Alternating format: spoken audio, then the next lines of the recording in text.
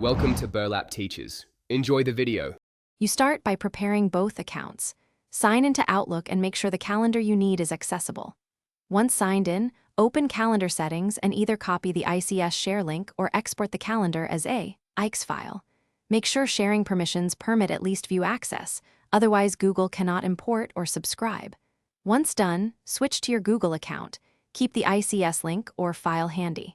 This step is about giving Google a reachable source, so double-check the URL or file before moving on. Now you bring Outlook events into Google.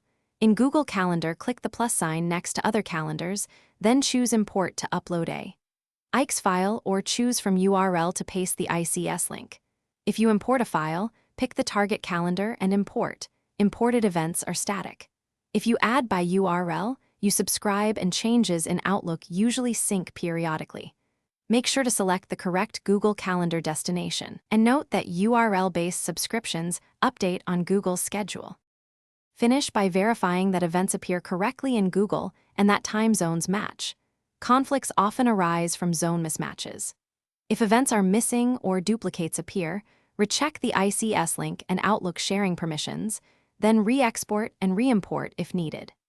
If subscription updates lag or fail regularly, consider a trusted third-party sync utility or resubscribe to force a refresh. One key troubleshooting tip: confirm the Outlook calendar is public or shared properly.